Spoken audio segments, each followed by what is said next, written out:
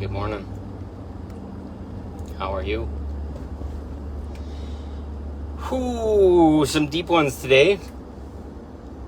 So building on some of what I stated yesterday about how my experiences aren't the traditional ones that most people get.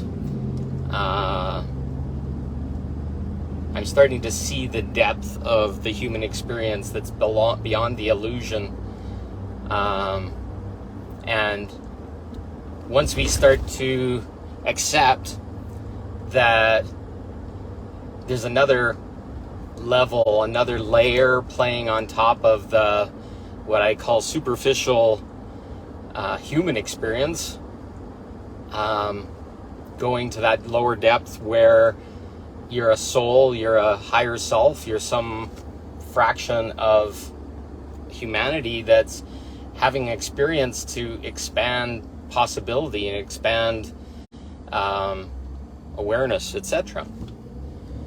So, for example, a pull that we have and is very strong for me right now is for partnership. To have a relationship and to carry that into depth and intimacy so I can self-explore and a bunch of other beautiful things. Now, I'm starting to see the pull is not what our human experience tells us it is, like to feel safe and to be filled with another's energy and to complete myself and all this kind of stuff. It's all mangled up. It's been told us in this, pardon me, demented way, which is all fine.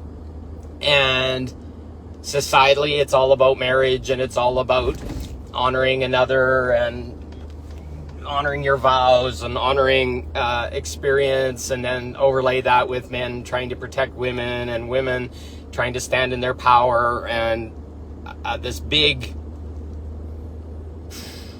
call it mangled mess, emerges that creates a bunch of pulls that has forgot what truly two souls coming together to explore is. Can you imagine if you have to,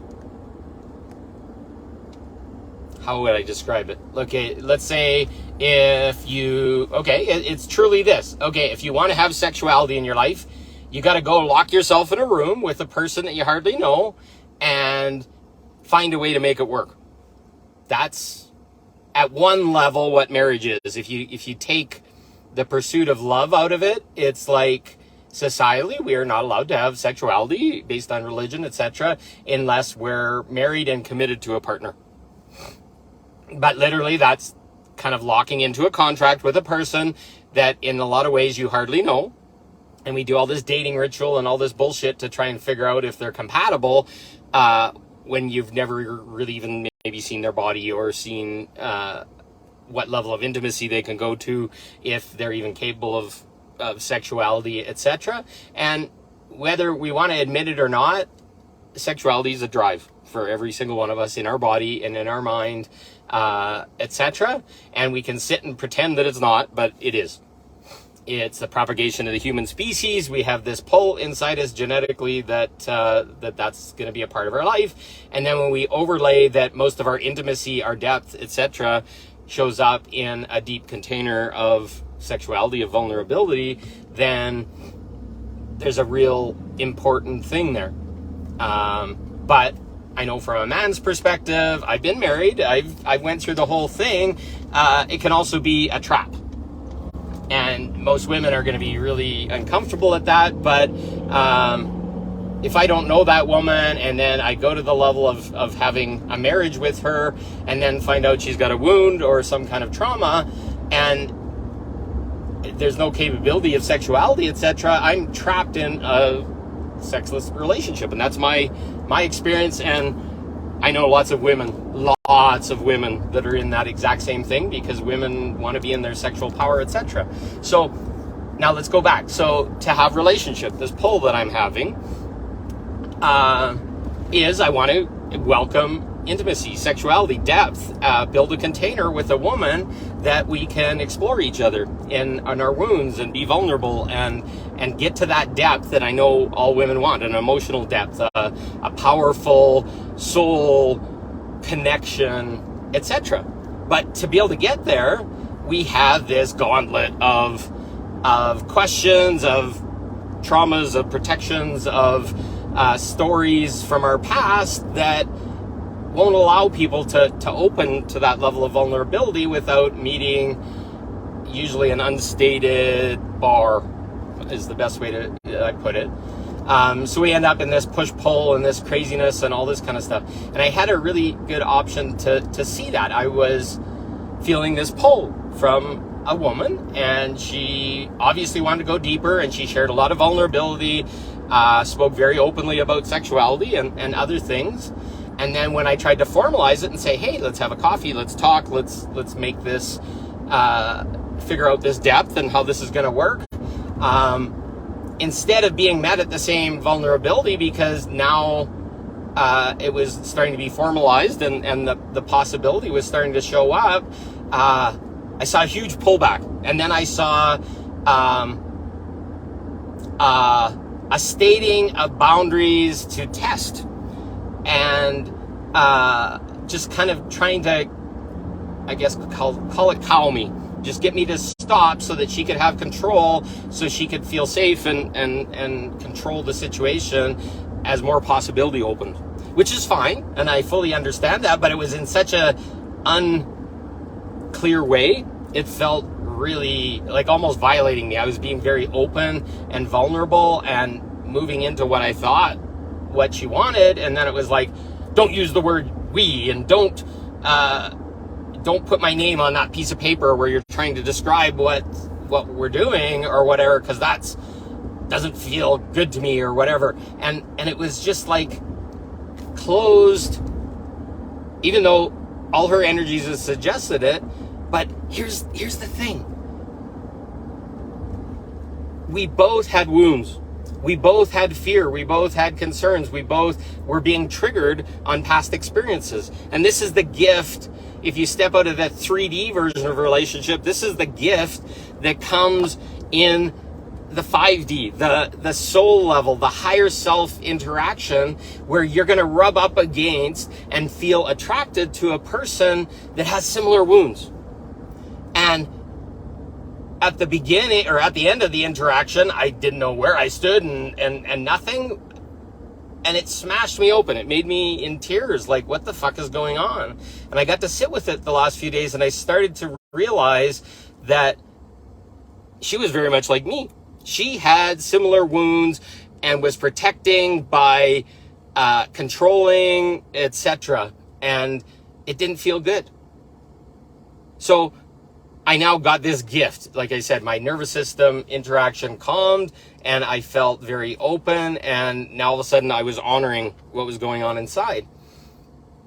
So now I had this choice. Do I continue to pursue that when it was very clear that she had lots of reservations, a huge amount that wasn't stated, etc., which was going on inside of me, but I got to make a choice. Do I want to move forward and have this happen in my life, or do I keep that person at arm's length?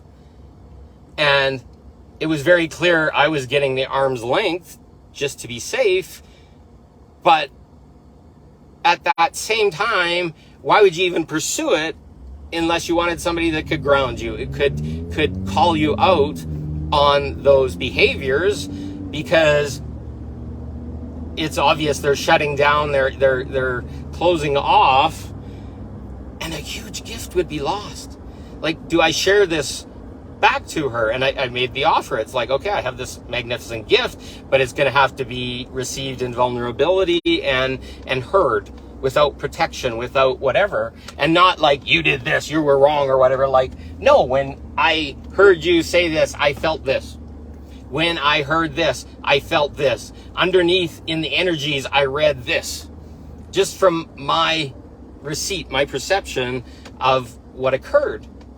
And that's a magnificent gift, and it's a whole level down in vulnerability, etc. But it's like I would have given my left arm to have somebody reflect for me when I was so deeply in my trauma, in my contraction, in whatever. And this is the thing that I speak of in the title. It's like there's a gift in experience that's far beyond just kissing and love and having a person in your life. That's far beyond, that basically is us exploring ourselves in a vulnerable way with someone that we trust, that's going to reflect back to us and share. And there's something in that for both people. Not like I'm just healing myself at their expense. No, I'm going to get a person that's going to be willing to be more vulnerable, be more open, be able to reflect back for me. And then the level goes to this new relationship of intimacy, of love, of amazingness. But this isn't what we call relationship in our past. This isn't how we saw relationship. It was like, oh, I just want to get in with this person and be sexual and all this kind of stuff. And not to mention, when we get to even sexuality, the depth goes even deeper, because now we're looking at body wounds, and we're looking at nervous system, and we're looking at stuff that's far beyond a traditional relationship or even marriage would even have. So now you're interacting with a part of God, with a polarity, with a hopefully polar opposite, so you can find a balance of yin and yang in being really, really open and really, really loving and really, really powerful.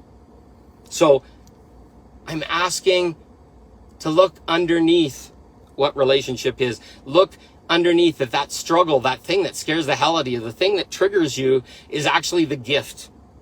And if you can hold your integrity, and if you can hold your self-love and be really reflective for another person in an accountable way, not like, oh, fuck, you did this to me, it feels awful or whatever, and say, I felt your wound, I felt your pain, I felt your suffering, I feel it too, I'm feeling an equal and opposite of it. Can I talk about it? Can we share about it? Will you tell me what's underneath? And then something magic happens. But we don't get that. And it's crazy. So she just messaged me as I was saying that. So I want us to look underneath. I want us to see that there's a bigger gift. Those scary things give an opportunity to open and share and be vulnerable, or not. And this is what we're at now. This is where the new level comes. This is why my experiences are weird and different than other people, because I'm seeing the experience for the real truth of what those experiences are. Interaction with another, sharing, opening, vulnerability, being deeper. So what's it happening for you? When's this happening? Can you maybe see it from the new perspective? I love you. I'd love to share more. I just have to get into an appointment, but take a look at that. Any questions, come back on it. And I love you all. Have a good day. Talk to you soon.